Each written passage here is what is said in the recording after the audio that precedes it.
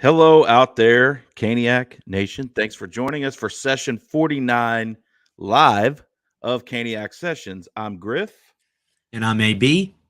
and we are coming together tonight. We just want to, well, we were going to do this last night, right? But I thought that we needed to wait another 24 hours to see what happened today. And before we and really to get my thoughts together after a crazy kind of roller coaster of a day, AB. Mm-hmm. Um, But yeah, session 49, we're going to talk about free agency. We've got a guest coming in that we're going to bring in to the stage here in just a minute. I'm sure if you pay attention to this team, you probably know who he is. Um, and AB, how you doing, buddy? I'm good. Yesterday was hard, like really hard, Yeah, just to for see sure. all those names just left and right. And then, especially with what happened with Jake Getzel, that was Yeah, obviously frustrating. But I don't think the team did bad, in all honesty. So I'm excited to get into it. yeah, we're going to talk about it, dive into it, get some other takes. But before we do that, first things first, we're brought to you by Manscaped and DraftKings as a member of THPN. That's the Hockey Podcast Network. Ladies and gentlemen, it's my pleasure to announce that Smooth Sack Summer is officially upon us. When you're playing in the summer sun, make sure you're groomed from pubes to bum. Thanks to our friends at Manscaped, you can make this season your smoothest yet. The Performance Package 5.0 Ultra is the ultimate bundle to keep your boys downstairs cool while you're looking hot. Join the 10 million men worldwide who trust Manscaped with our exclusive offer. Get 20% off plus free shipping when you go to manscaped.com and use code THPN. Summertime and the trimming is easy. AB, the Manscaped Performance Package 5.0 Ultra has everything you need to prepare that summer bod. What do you think? Ooh, I mean, it helps us, helps you. Why not take advantage, save a little bit of money, and get that bod that you're dreaming of without all of the hair and everything on there? Absolutely. Their fifth generation trimmer features two interchangeable next gen skin safe blade heads, a standard one for taking a little bit off the top, and a new foil blade to go smooth wherever your heart desires. So get 20% off plus free shipping with code THPN at manscaped.com. That's 20% off plus free shipping with the code THPN at manscaped.com. It's Smooth Sack Summer, boys. Get on board or get left behind. All right. AB, also, we want to get this out there too. We're promotional partners with SeatGeek. First time ticket purchasers can use code Caniac Sessions, that's one word with no space, and get $20 off your first ticket purchase. All right, let's get going. We're going to go ahead and bring in our guest here. With us, we have Dennis Cox from 999 The Fan. Nice enough to come in and join us and talk some free agency. Dennis, how you doing, buddy? Hey, thanks for having me on, guys. Doing well. Yeah. We just, we want to kind of get your take, first of all, on, the day yesterday as a whole. What are your initial thoughts and, your overall feelings kind of when you went to bed last night? As Alan said, as AB said, a little rough yesterday. Overall, it was hard seeing when Eric Tolsky said, "Hey, the goal is to try and keep as many guys as possible," and then so many guys didn't come back. That was very difficult to see. But one thing you got to keep in mind is that every single one of the players that signed somewhere else for Carolina got a pay bump. Yeah. And there's only so much money to go around, especially knowing that Seth Jarvis is due for a massive pay bump now that he's finished his entry level contract. I love what they did on defense to fill Brett Pesci and Brady Shea leaving. I love what they did there. I think they actually kind of bolstered a little bit of that bottom six with the William Carrier signing. I think he might be a good fit to skate alongside Jordan Martinook and Jordan Stahl because Jesper Fast, his status is still up in the air. But the big question is going forward, where's the goal scoring going to come from? Because outside of Aho, Svetch, and Jarvis right now, who knows what's going to happen with Martin Necas. Outside of that, major question mark. And I think that's what a lot of Canes fans are probably feeling right now is, all right, cool. Like we boosted the defense back up and the bottom six looks good in terms of the forwards. Who's going to score goals? That's the big question mark. Yeah, absolutely. This team, we know that this team likes to build from the blue line out. And, I've kind of said over the last, I don't know, 2 months, ever since we kind of saw this kind of taking shape, I didn't expect to sign Jake Gensel. The fact that they made a run at him and had a chance at the end was a shock to me. I was on board, like, don't get me wrong, but I think that, it's it's a 3-year plan in my opinion that the team is on right now, and I think they kind of knew this. And we have several of these rookies that are coming in, and Eric Tulsky indicated in his press conference yesterday that the young guys were going to get a shot, right? They're going to get a shot to grow. Mhm. And I think that the core that we have, the pieces that they added, and some of the younger guys that have a chance to come up, we have a really good chance to be really good in about 2 to 3 years. What are your thoughts on that? Yeah, the 2-3-year plan, I never thought about it in those terms. Because I know what the way that Tom Dundon thinks, that he wants to be in position to have a winner every single year. Every single year, we want to be competitive, always in the playoffs, in a hunt for a Stanley Cup. That's his goal, to be consistently year in and year out in the playoffs, competing for a cup. So I never looked at it in terms of like a 2-3-year plan. Now, with some of the signings that they made, sure, there might be some guys that obviously aren't going to be here in 3 years. Jordan Stahl's contract is going to be expired. Jordan Martinook's contract's going to be expired. Shane Gostisbehere's contract will be expired. So yeah, there's some guys that were brought in that will probably not be here in 3 years, but still the core guys of Svetch, Slavin, Aho, assuming Seth Jarvis as well. Like, those guys are going to be here for long term. And I know Jalen Chatfield signed for a 3-year deal as well. And I think it's also smart to make sure you're not going too long on term on some guys, because Right. if you go too long on term, eventually those contracts sometimes come back and bite you in the tail. So I never thought about it in terms of like a 3-year window. I think it's just was kind of smart in terms of don't make sure you don't have contract terms that are too long for players that you might not get a good return on in years, like let's say 5 and 6 or 7 of a contract. Yeah, absolutely. AB, what you got, buddy? Yeah, I think like Dennis was saying, once I saw Carrier get signed for 6 years, I was kind of a little scared, because obviously a guy who he's played very well. He played really well 2 years ago. He had, I think, 17 goals. But yeah, the term was scary, but it wasn't that much money. You saw the same thing with Walker. Again, not a lot of money, term. So I'm, always want the fact that the Hurricanes are in the hunt. And, we're so used to that now, especially the new influx of fans that have come in. And hockey is Raleigh is a hockey state and a hockey city. My There you go. apologies. And as much as I want us to win every single year, you have to think, I mean, we got some really strong prospects. Nikishkin is hopefully coming over next year. He's meeting with Andrei Svechnikov in July, maybe just to talk or something like that. So yeah, I just want to win as much as possible again, but it is what it is at the end of the day. Yeah.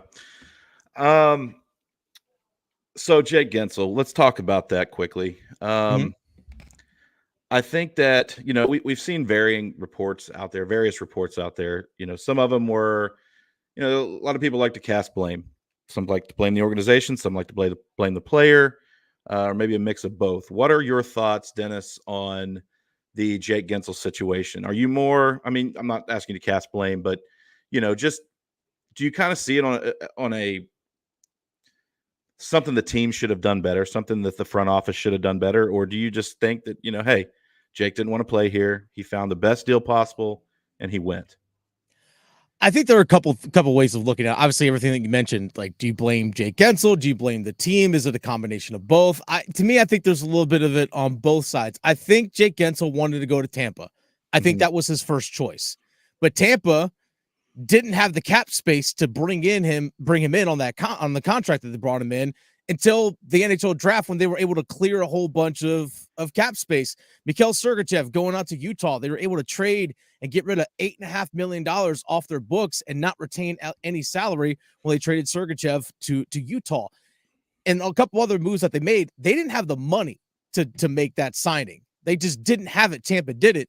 So it seemed like, and this is my opinion, this is the way I view it, is that he wanted to go to Tampa, but if Tampa wasn't an option, he wanted to make sure he still had security, like, on his number 2 option, which I think was Carolina, because they asked for 8 years at $8 million a year, $64 million total on the contract. Eventually, Carolina got to that point. They were less than that number initially going in, but then they finally met it. But I think that allowed other teams to be like, hey, if we make some moves, like Tampa Bay, if we make some moves, we can get you, what you want down here. And then eventually, sure enough, Jake Gensel hems and haws a little bit in terms of contract structure, even though Carolina, hey, okay, we'll meet you at 8x8. We'll meet you at that well before free agency started, obviously by a few days. And then obviously he doesn't sign the contract. Maybe they're kind of negotiating in terms of, all right, what's considered salary? What's considered signing bonus? Is there a no trade clause? What years? No movement clauses? All these different kinds of things that go into like the minutiae of a deal. But the overall numbers were agreed upon. And then Tampa Bay swoops in, does the stuff that they do. And then all of a sudden, Jake Gensel's traded to Tampa Bay. Because basically, I'm sure Jake Gensel's agent said, look, we're not signing here. We're signing down there. Basically, the third round pick was kind of like, all right, don't report us for tampering. Here's a little hush money. Right. Take this third round pick, and that's how things are going. So I think it's a little bit on both sides. I think Jake Gensel wanted to be in Tampa. I think that was his first choice when he knew that was an option, but he was just kind of making sure they had a contract set there with Carolina just in case. Like, all right, my number 2, I want to make sure I'm secure there in case my number 1 doesn't work out. Yeah, absolutely. And, on the Tampa side of the house, we don't, we talk about the Canes here, but on the Tampa side of the house, they make this move and they clear this cap space. And a lot of their fans, just from what I gather on X and, the forums and whatnot, a lot of their fans feel like they might have taken a step back. You bring in Gensel at the cost of your captain and Sergachev, who is a very talented defenseman. There's plenty of talent there in Tampa, but, one could argue that the moves they made to bring in Gensel could have actually cost the team a small step back. A lot of their fans think so. Yeah, I mean, I agree. And go ahead. Oh, maybe there's a little bit of a delay. I just think it's one of those things where I think he, in his exit interview, Jake didn't really seem like he wanted to be a part of the organization, or was 100% committed to staying, because he was just like, I see this team like winning a cup, and it just didn't sound like he was going to be here when that happened.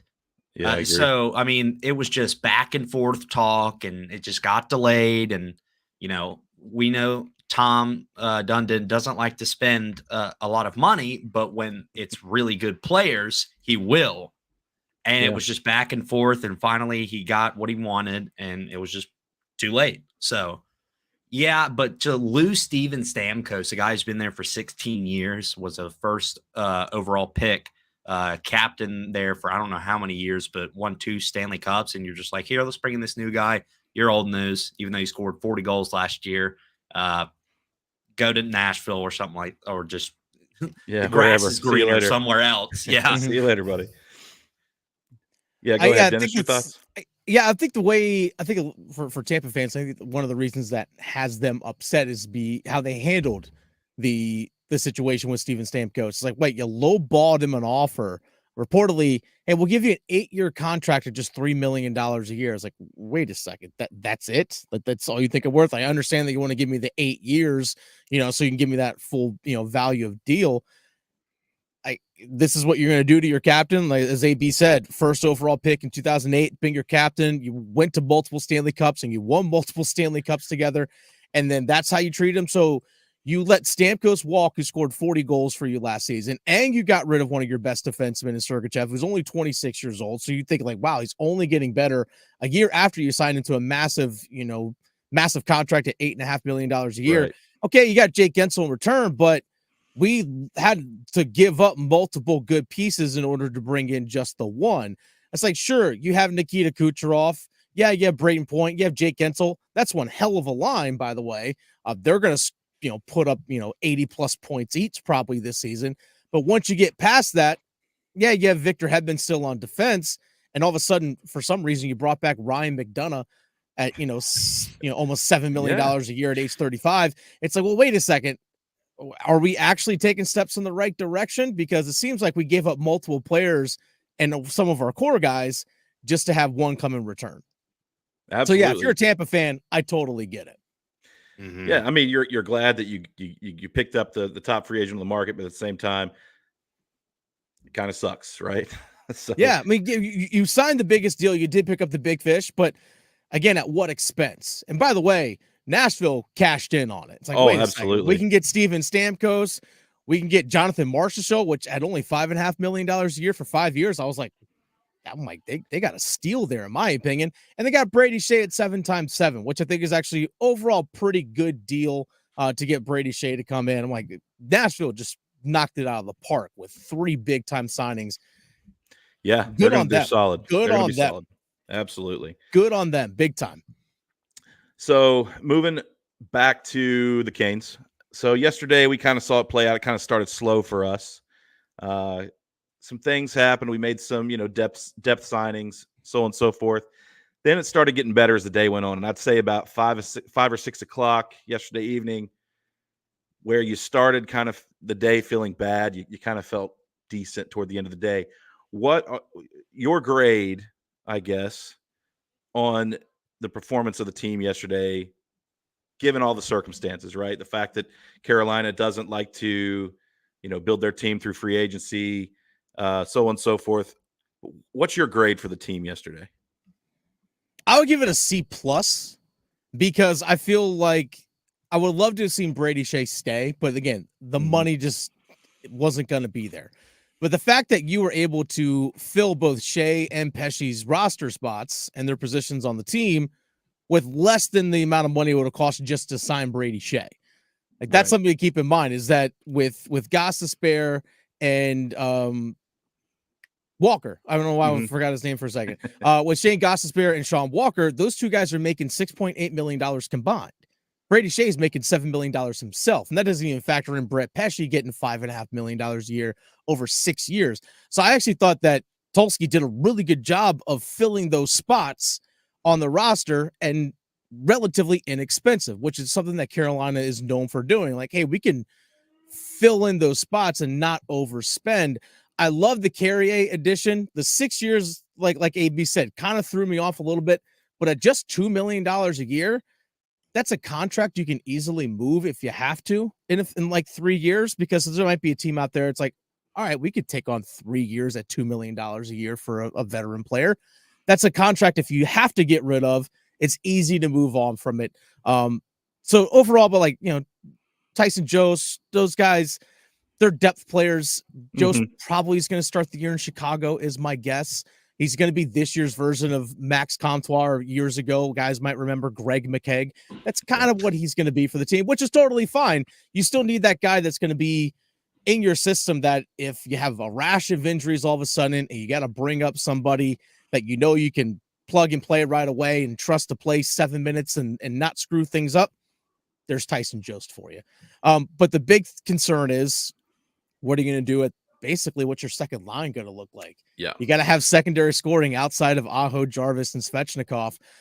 Obviously, Kuznetsov, hopefully in his second year with the team and a full offseason of training, as opposed to when he was brought in, wasn't playing for a while because of the whole the player assistance program and those kinds of things. Hopefully that he's going to be trained and it can be your number 2 center. Hopefully, Jesperi Kotkaniemi bounces back from the awful season that he had. And the question is, Martin Necas. Still haven't traded him yet or done anything with him. So overall, to answer your question, I give the grade a C+. Yeah, that's fair. That's solid. Yeah, as far as the second line goes, I think that, like you said, I think that's the biggest question mark. I would agree. And then, what's going to happen to Martin Necas? Are they going to keep him? Are they going to continue trying to move him somewhere else, at his wish? Or, maybe you keep him and try to build, rebuild that relationship and come to some sort of agreement to move forward. So we'll see that play out over the offseason. But I still expect some type of move, and it would probably come via a trade. of some sort. I don't know what that looks like. I've kind of racked my brain today to think, what that could look like. I don't really see us giving up a roster player at this point in a trade. I think it would have to be some kind of, futures, prospects, future considerations kind of deal. But, just for some scoring help. So, I mean, we'll see. We'll see what's out there. Let's see if, Eric Tulsky can be creative. Hey, look, 2 years ago, we brought Max Pacioretty in for free. We'll see what happens. Yeah, because that was just a salary dump that Right. that Vegas needed. So it's like, all right, we'll get hopefully a contributing player. Unfortunately, got hurt. But you basically, you say you got him for free. Yeah, big question is what is available out there. A lot of the big free agent signings are gone. I mean, it's Right. all. I mean, now the only actual kind of big name you can dangle out there is Vladimir Tarasenko, maybe. But if I'm Carolina, I'm probably not bringing him in more than probably a year, in all honesty, depending on what he wants. But I don't know. That's the big question. Who's to say that they don't go with Martin Necas and say, hey, look, we had some offers for you. We turned it down. We could have moved you. Things like that didn't work out.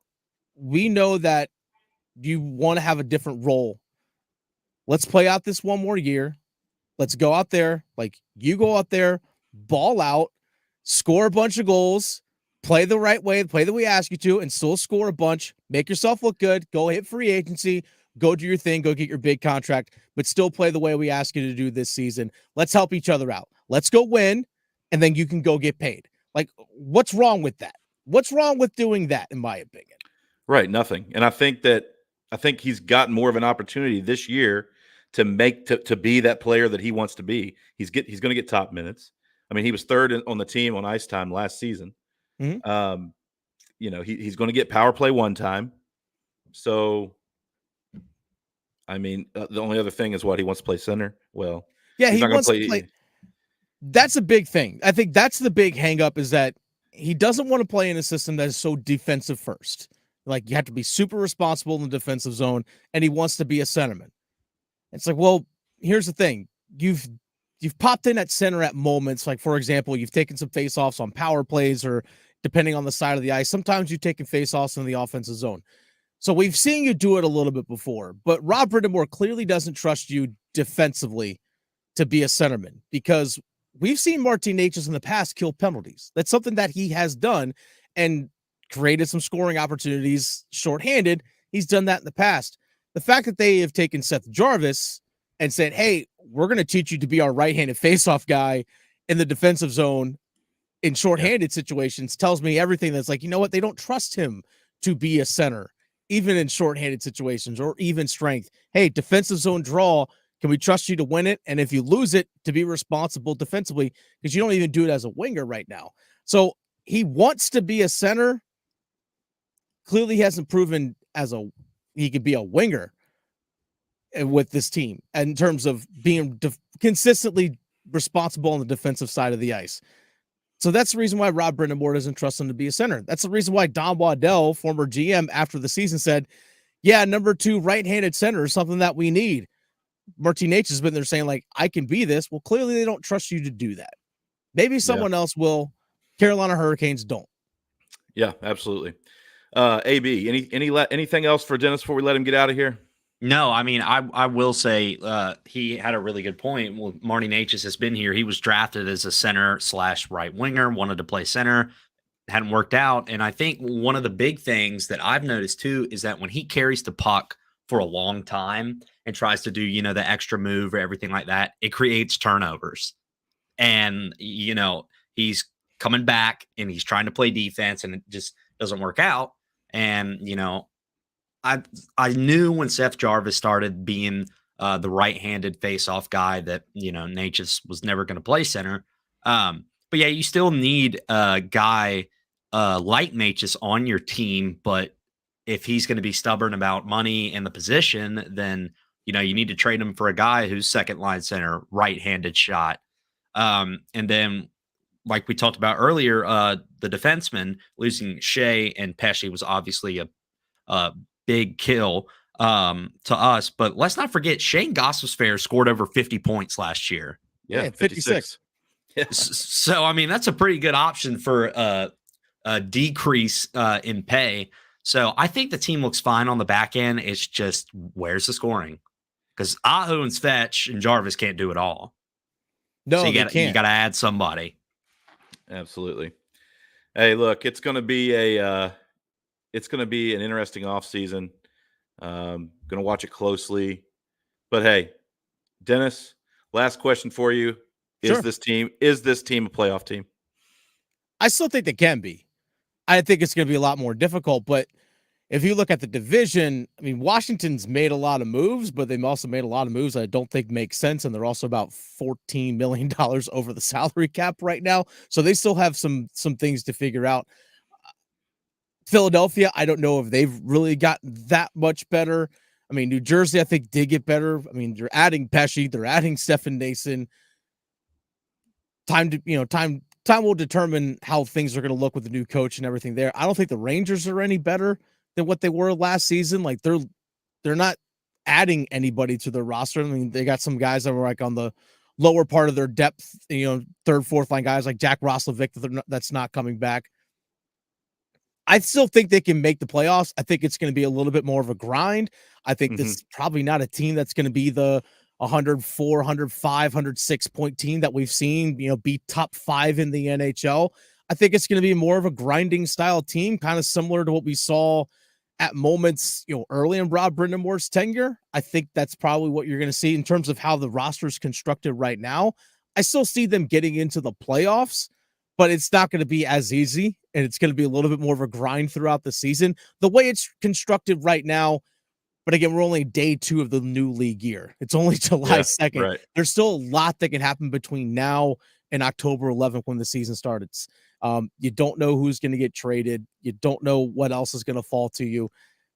You never know. You might get to training camp, and all of a sudden, hey, Felix Unger-Sorum looks pretty damn good. And guess what? There's your second line guy right there that you might be able to plug in, similar to what you saw a couple years ago with Seth Jarvis, where you kind of had a situation where he's playing too good for us to send him to juniors, or in this case for Felix Unger-Sorum, sending him back to Sweden to play. You might have that situation pop up. I mean, AB, you mentioned the deep prospect pool that the Carolina Hurricanes have. Eventually, at some point, you got to tap into that. Yeah. Eventually, at some point, you got to tap into that. Maybe you might see one of those guys pop up this season. So, not going to sit there and just all of a sudden, just because Carolina Hurricanes lost some of their best players, it's like, they stink. It's a little bit of an overreaction. I still think they could be a playoff team. It's going to be a little bit more of a grind. And plus, you never know what happens during the course of the season. A top player for whatever, name your team gets injured during the season. Knock on wood, it's not a Carolina Hurricane, but stuff happens. You never know what can happen during the course of the year. Trades can happen between now and the start of the year, all the way up to the trade deadline. Who knows what this team's going to look like? But at least they're strong in the back end with their blue line, and their defensive system will allow them to be in every single game this year. Simple as that. If you can defend, I got one more question. You can win games. Yeah. This has been a topic that we've discussed. Freddie Andersen's heading into the final year of his contract, and you have Pyotr Kochetkov, who has been very good and is under contract for a couple more years. Who do you go and bump Kochetkov's minutes up more, or do you kind of stick with what's been working with Freddie being the number one guy? I think that they need to make sure that Kochetkov is your number one guy going into the playoffs. I think if, again, all things are healthy, that ideally it's like a 60-40 split, giving Kochetkov a majority of that. So that would be what, about 50 games started to 30 games started between Kochetkov and Freddie Andersen. That'd be the ideal split, like 50 and 32, Kochetkov, Andersen, and then Kochetkov's your guy going into the playoffs. Like, you have to let him figure out to be a goaltender in the playoffs. Like, the only way to get experience is just by doing it. As simple as that, just by actually being in there and playing. And I think that you have to make sure this season that you do everything you can to make sure that Pyotr Kochetkov is your number one guy going into the playoffs. I think it's time to turn the reins over. I think Freddie Anderson is a great number 2, like 1B during the regular season if you want to keep your rotation. I think he's good for that. I know he has a big time injury history. I think that's the reason why Spencer Martin's still under, why they signed him to that contract. But I think you have to make sure that Pyotr Kochetkov is your guy going into the playoffs. Simple as that. He's more athletic than Freddie. He's still long. He's still very young. And goaltending was the difference in the playoffs for Carolina. Simple as that. And I think you got to make sure that you could build the trust up in Pyotr Kochetkov going into the postseason. Yeah, absolutely agree. All right, Dennis. Hey, we really appreciate your time. Really appreciate you coming on. You want to let everybody know real quick where they can find you? Yeah, follow me on all the socials at the Fan Rookie. And then I'll actually produce the afternoon show on the drive on 99.9 The Fan, The Drive with Tim Donnelly. I produce that show from 3 to 6. Tim's on vacation starting now. So I'll be filling in hosting for him both tomorrow and Friday. No show because Thursday because of 4th of July. But I'll be filling in hosting on Wednesday and Friday this week from 3 to 6 on 99.9 The Fan. Awesome. Well, we look forward to hearing you on there. And Dennis, thanks again. And we'll talk to you again soon.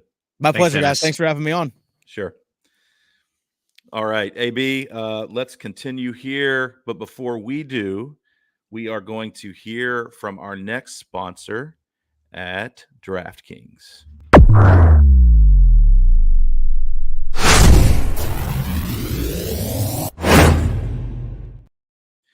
Bet the action on the ice with DraftKings Sportsbook.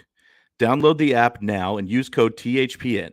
New customers can get $150 instantly in bonus bets for betting just $5 on hockey. That's code THPN only on DraftKings Sportsbook, an official sports betting partner of the NHL. The crown is yours.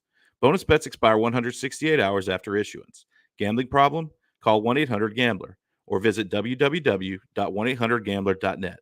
In New York, call 877-8-HOPE-NY or text HOPE-NY 467-369. In Connecticut, help is available for problem gambling. Call 888-789-7777 or visit ccpg.org. Please play responsibly. On behalf of Boot Hill Casino and Resort, 21 plus age varies by jurisdiction. Void in Ontario. Bonus bets expire 168 hours after issuance. See dkng.com/hockey for eligibility and deposit restrictions, terms, and responsible gaming resources. NHL and the NHL Shield are registered trademarks of the National Hockey League. Copyright NHL 2024. All rights reserved.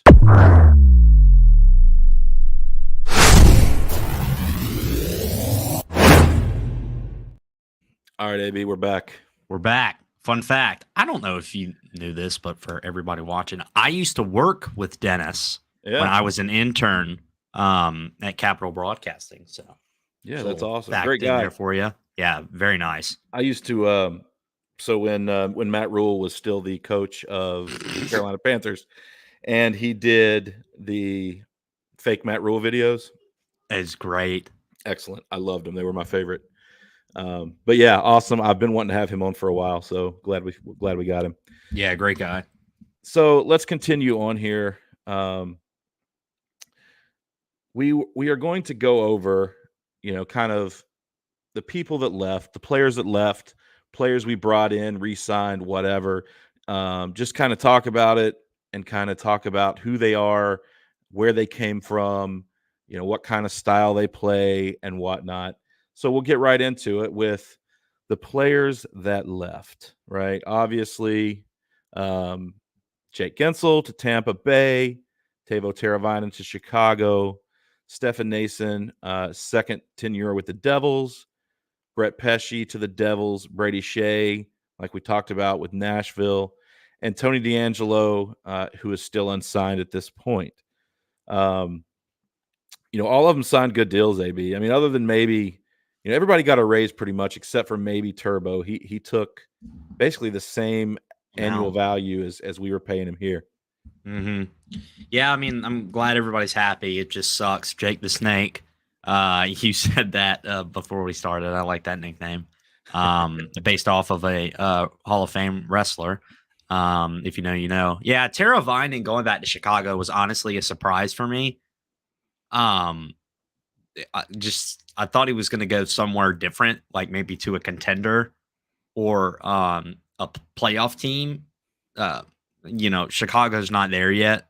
So that kind of shocked me a little bit, but maybe he just wanted to get out of Raleigh and have a fresh start. Well, return to the first start he had. Brett Pesce, we all knew that that didn't work out. He got what he wanted. Now in New Jersey. Again, we talked about with Dennis. Nashville made a huge splash. Brady Shea, and then I don't think Tony DeAngelo's maybe not going to play in the league this year. We'll see what happens. I expect him to get some kind of maybe professional tryout. Once camp comes around, we'll see what happens with that. But I don't expect him to find his way back to Raleigh onto this team. We're pretty deep at the blue line again after yesterday, especially. But you never know. I mean, we'll see what happens. But I don't see Tony, signing here if he knows he's not going to play. He's not going to be okay with kind of a repeat of last year, in my opinion. With the outgoing, right? So the incoming, we touched on these a little bit. We've William Carrier. We signed, and we'll get in more into these players in the next slides here. But William Carrier was signed 6 years on a $2 million average annual value, right? So kind of like Dennis said, the term was kind of shocking, but solid veteran player, fits well into the system, and we'll talk about that in just a minute. Next guy, Eric Robinson, brought in for 1 year, $950,000 annual value. Tyson Jost, 1 year at $775,000. Then Sean Walker, right? And I thought this contract here was a steal for this player. I'm assuming, giving him a little extra term. I assume that the organization, or the Canes, would rather have brought him in for 3 years, but I think they might have tacked on two more years just to get the price down a little bit, or the average value down a little bit, right? So 5 years at 3.6, that's a very good contract. Unless he just falls off a cliff, that is going to age well. And you can move it if you need to. And then Shane Gostisbehere, the surprise of the day, blew me away. I was not expecting this, right? The talk all through, leading up to free agency was Detroit's working, with Shane Gostisbehere. They've restarted talks, blah, blah, blah, blah, blah. You expected him to sign another contract with Detroit. And then just, man, from out of left field, Shane Gostisbehere to Carolina blew me out of the water. I love him. I really do. There was a interview that came out after he re-signed or signed with the Red Wings, and he had only good things to say. He was just like, I playing for Rod Brindamore. He's like the best coach. I loved their system, and when I came in, it felt like I was there longer, especially coming in at the deadline. I mean, that's huge. And he had great chemistry with Chatty, but now he's probably going to have to play with Walker, because that line's not going to be breaking up anytime soon. But yeah, that was the most shocking to me. I didn't expect that. And then, yeah, Sean Walker, a top 20 free agent this year. I mean, we saw pretty much the top 10 go in an hour, it felt like. So I'm not familiar with Sean Walker's game, but if you're getting 5 years and 3.6, you obviously have to be pretty good. Yeah, we'll talk about it real quick. I'm going to answer a couple questions. I don't know who this is. I don't read Russian, but no, neither do I. But the question is, so what is the target you're talking about, though? What is that about the draft? Okay, so this is so yesterday in the NHL, right? It was free agency, where players that are labeled free agents have the ability to sign with new teams for new contracts. So the outgoing column are the players that were previously Carolina Hurricanes, right? The team that we cover here, that left in free agency and signed with different teams. The incoming column is the players from the outside that signed with our teams for, various lengths. So that's what that is. Just to explain that real quick. let's see a couple. Let me just get to a couple more comments here. Let's see. BG, what's up, buddy? Glad you can make it again. Good to He's see got you. some good stuff. He makes those edits that are clean. Yeah, absolutely. Matthew P, how you doing, buddy? Thanks to see. Good to see you again. Good evening. He says, in my opinion, we should trade Natchez and Ehlers and perhaps also get Nino back while we're at it. Hey, Matthew, I'm right on board with that. We've talked about that before. Yeah, I agree. I would love it if that could happen.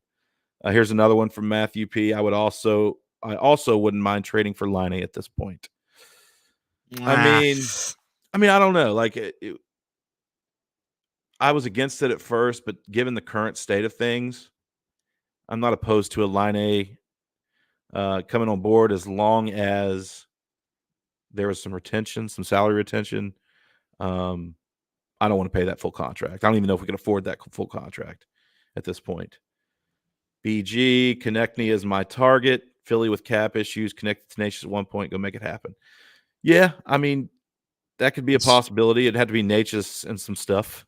Yeah, but I mean, I'd be fine with that. I would too. Absolutely.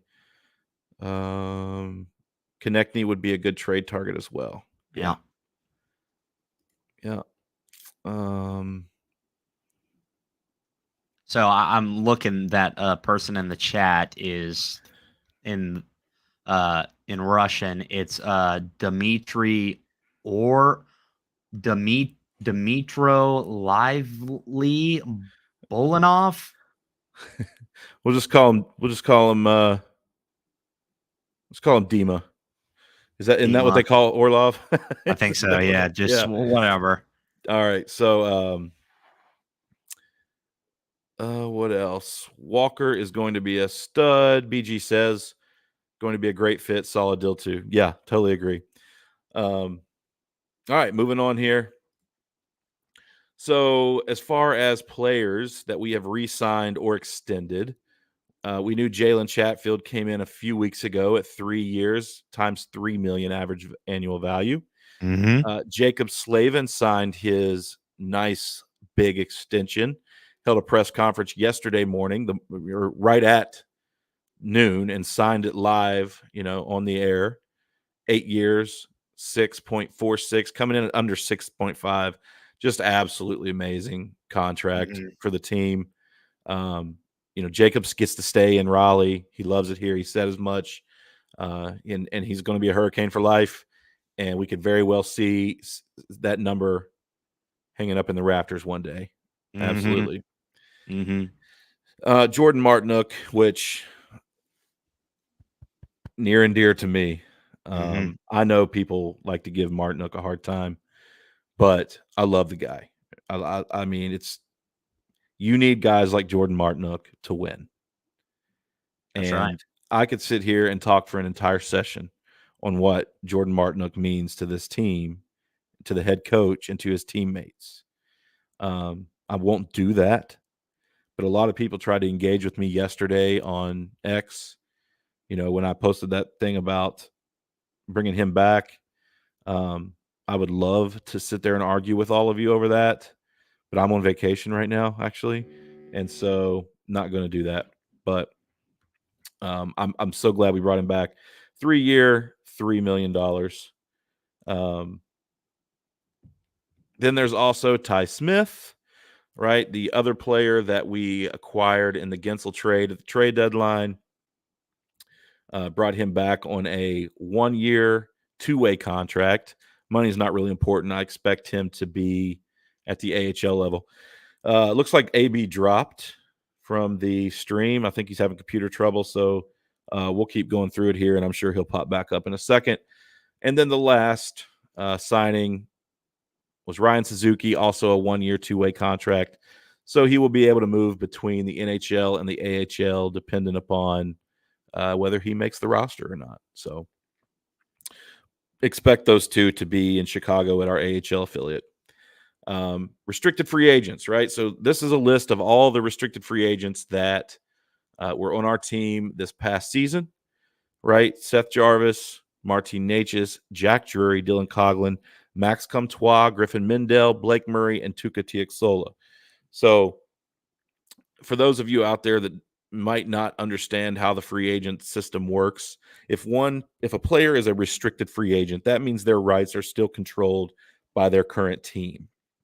That means they are not unrestricted where they can just go out and sign with whatever team they want to sign with, right? They're still they still belong to the current organization. And as long as that organization issues them a qualifying offer, then that's where they stay. So we see that Jarvis, Natchez, Drury, and Coughlin were all issued qualifying offers, and all but Seth Jarvis are authorized arbitration, which is if they do not believe that their qualifying offer is equal to their market value, then they can go to arbitration and basically have a hearing where a neutral third party decides basically what their market value is, and the team either agrees to that or they don't. And if they don't agree to that and they don't sign that, then the player becomes an unrestricted free agent, or they sign it and they remain on the team at that value. Hey, AB, you're back. Yeah, so my computer just shut off weird for some reason, so I was like frantically trying to get everything together. All good. So anyway, expect Natchez, Drury, and Coughlin, probably all three. Maybe not Coughlin, but I expect Natchez and Drury to probably go to arbitration. Natchez definitely. We'll see what happens with Drury. But as far as the qualifying offers not issued, right? Max Comtois, Griffin Mendel, Blake Murray, and Tuka Tiexola all were not issued qualifying offers, and they became free agents yesterday at noon when the free agent period opened. So now let's walk you through some of these guys, and we're not going to spend a lot of time on this because we're kind of running into time here in about 10 minutes or so. But like we talked about, William Carrier, Sean Walker, and Shane Gostisbehere. I think these are our three guys that we signed yesterday that, the best three, I would say. William Carrier, he's a 29-year-old left wing, played for Vegas last season, won a cup with Vegas 2 seasons ago. 2 seasons ago. He was drafted by St. Louis in the second round, 57th overall. I didn't put the years that they were drafted on here. My apologies. But anyway, he played in Buffalo for 1 year. He was traded immediately after he was drafted.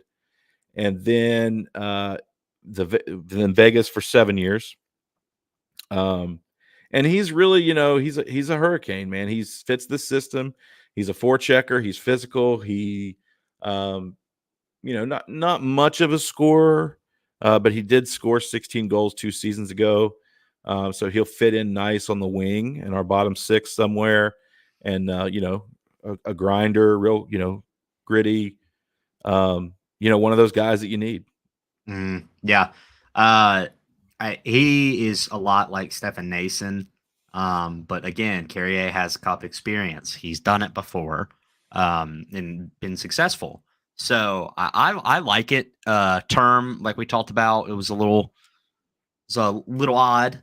But for only $2 million and to have this guy, and if worse comes to worse, we can move him easily. So I like the signing. I think he's going to fit in really well on that third or fourth line, like you talked about earlier. Yeah. And the next one, Sean Walker. I love this signing. I think Sean Walker could be Jacob Slavin's partner next season after Brent Burns leaves. Assuming Brent Burns leaves, he loves jumping into the rush. He loves pinching up, providing offense. He's a good puck mover, but he scores a decent amount. I think he scores more than a little bit more than maybe Pesci did. The 29-year-old defenseman. I want to look up the stats. Yeah, go ahead. He's a 29-year-old right-handed defenseman. He was undrafted initially in his draft year. He was signed by the LA Kings in 2018, and he played there for 5 years. Went to Philly for 1 year, but he was traded last season to Colorado at the deadline. And last season, 10 goals, 19 assists for 29 points. So, solid year. He went to the playoffs with Colorado. had a couple really. I remember, excuse me, I remember a game seeing him score in the playoffs last season and thinking, you know, he jumped out. He jumped off the screen, at me. He was noticeable. So when I saw his name come across, I was like, okay, this is a pretty good signing. I could really see him playing alongside Slavin next season. Yeah, and just to add, he started with LA, and his plus minus wasn't very good, but the past this year, well, now heading into this year, so last year, his plus minus has been +9, +2, 17 to 19 minutes of ice time. So clearly he can play. Yeah, absolutely. And then, like we said, the shocker of the day to me was Shane Gostisbehere. I'm sure Canes fans remember him from 2 seasons ago. We acquired him from Arizona at the trade deadline. He came and went through the playoffs with us. He had the game-winning assist in the Devil series, the pass to Kokanyami, and Kokanyami shot it, and it went off of Jesper Fost's groin and into the net. That was the series winner, wasn't it? Yeah, that was game 5. Yeah. So Shane Gostisbehere had the secondary assist on that goal. But 31-year-old left-handed defenseman. He was drafted by Philly in his draft year, 3rd round, 78th overall. He played 6 seasons there with the Flyers. Then he signed with Arizona for 2 seasons and then traded to us. Traded to us at the deadline that 2 seasons ago. And like we alluded to earlier, 56 points in Detroit last season. That's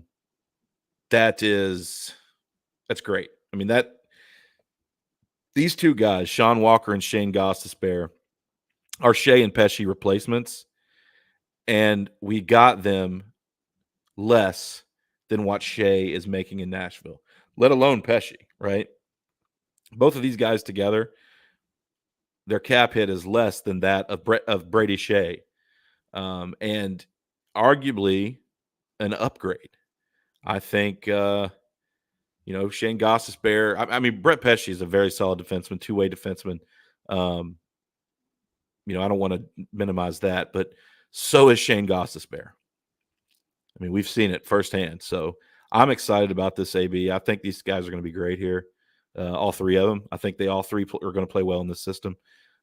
We saw Sean Walker do media availability today. And he was excited to play for Rod. He was excited to play here and said good things about the organization. And looking forward to it. Yeah, just Shane Gostisbehere, man. We talked about it earlier. I mean, I love how he plays. And 31-year-old, 56 points. Last year, maybe he was, a top 4 defenseman there. He's most likely going to be on the 3rd pair. But if something weird happens, you can put him in there because he's proven that he can play and captain a power play. And, in my opinion, I think that's the best deal out of these 3. I like this deal a little bit more. But again, I haven't seen a lot of Sean Walker play, so that could change. You're going to get plenty of opportunities this coming season, AB. 5 years. I'll get plenty of years. Yeah. Well, yeah, absolutely. I'm just saying this season you're going to get a chance. That's true. Next 2 guys, more depth here. Eric Robinson, he's a 29-year-old left wing, undrafted in his draft year. He was signed by the Blue Jackets in 2017. He spent the next 6 seasons between Columbus and Cleveland, which is the AHL affiliate of the Blue Jackets. So he was back and forth between the NHL club and the AHL club. And last season he was traded to Buffalo, where he spent the rest of the year. And then Tyson Jost, the 26-year-old left-handed center, drafted by Colorado, 10th overall, right? So this guy is a top 10 pick in his draft year. Hasn't really lived up to that. I think his first 2 seasons in the NHL, he was showing signs of like greatness. I think his first 2 seasons he scored, double-digit goals, and then, he just never has been able to regain that or find that again since that time. So, KK. What? I mean, hey, yeah, I mean, yeah, kind of, yeah. No, it's pretty accurate. But yeah, he played at Colorado with the Avs for 5 seasons, then with Minnesota for 2 seasons, and he was traded to Buffalo 2 seasons ago, and played an additional season in Buffalo last year. So, hey, maybe he can find his game here. Maybe he'll do well in this system. We'll see what happens. These, you can never have too much depth, but these guys may very well be playing in Chicago with the Wolves next season. But you need guys like that. You need the depth. Yep. Any thoughts? No, just depth signings. Yeah, it's just unfortunate. Tyson Joe is not having the career that so far that was expected in a top 10 pick. But you never know. He could completely shock us and do something. If a guy, gets hurt, knock on wood. Yeah. So, yeah, I like it. I was just shocked, but I understand, we have to have some depth guys. So, I like it personally. I just think maybe we paid Eric Robinson a little bit, but it's not $1 million, so it's fine. Yeah, absolutely. So that's kind of, sums up the free agent signings and all that from yesterday. Like we talked about with Dennis, I expect something else to happen. Eric Tulsky yesterday in his press conference kind of said, hey, look, we're still looking. So maybe they're not done. We'll see what happens. But let's talk about the schedule release we got today. Okay, let's talk about it. We'll talk about that and then we'll get out of here. So the schedule released today, and some pretty cool things came out of it. Here's the first 4 months of the schedule. And if you'll notice, right, October 11th is our home opener against none other than Tampa Bay Lightning. And what's funny about the Tampa Bay Lightning this year, AB? Jake the Snake. he is coming back. And I'm going to boo him so am I. hard. So am I. And I hope Carrier lights him up. Look, I'm not. It's fine, right? He went to Tampa, got his money. He wanted to be there. It's fine. I just have a little bit of heartburn about it over the way he kind of they were driving their price up. There was a little bit of shadiness to his part too, and I don't care what anybody says. There was some shadiness in that. Yeah, so. he led us along like a girl at a bar, just no definite answer, and then all of a sudden he just goes to Tampa. So October we have 3 home games. We got Tampa Bay on opening night. Then they turn around and basically fly to Tampa to play Tampa in the very next night for their home opener. So we get a back-to-back home and away with Tampa to open the season, and then we come back home. Excuse me. The 3 nights later, and we get Brett Pesce, Stefan Nason, and the New Jersey Devils in the building to get right into the Metro battle. And then we go on the State Fair road trip. This year, it's not so West Coasty, right? So, it's through Western Canada. But if you remember the last 2 seasons, it's been, San Jose, LA, Anaheim, Seattle, this Colorado, time, yeah. right. This time it's Pittsburgh, St. Louis, Edmonton, Calgary, then Seattle, Vancouver. So kind of the Northwest teams out of the way there, and get that one out of the way early and get back and play the Bruins on Halloween. So, and then, spooky. Yeah. No. Sorry, No. I think you lagged a little bit there. No, I said it'll be spooky on the 31st. Oh, yeah, it will. Absolutely. Halloween. It's not funnier now because I had to say it again. But well, you lag. Well, it's because you lagged. I know. Blame my internet. I can't do anything about that. And then we visit in November. We visit Utah, right, Salt Lake City for the first game there for Carolina. And then a couple things from the schedule we'll get to here in a minute is we see the long homestand in January.